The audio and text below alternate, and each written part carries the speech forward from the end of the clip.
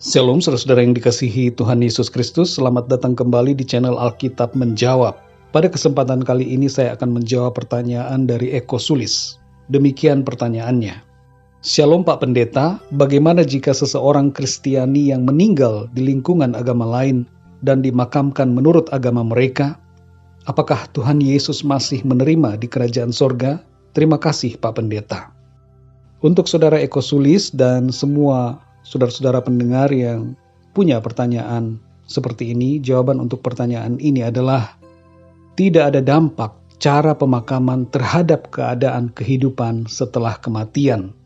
Kalau ada orang percaya yang dikuburkan secara agama lain, itu tidak mempengaruhi kehidupan kekal yang ia telah terima dari Tuhan Yesus Kristus.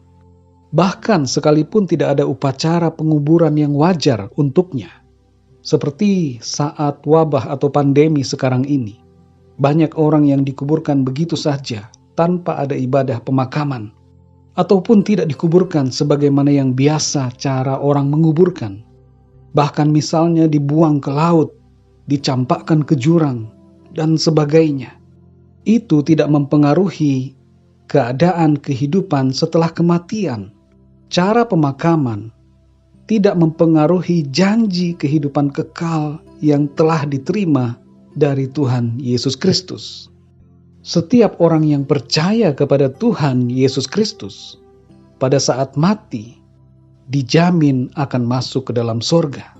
Tidak ada efek dari upacara dan ibadah pemakaman terhadap keadaan kehidupannya setelah mati.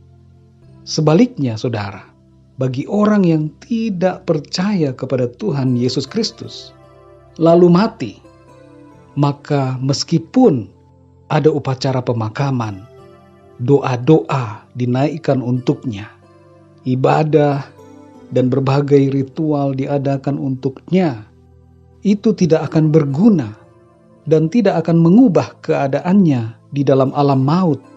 Dan doa-doa maupun upacara pemakaman itu tidak dapat memindahkannya ke sorga.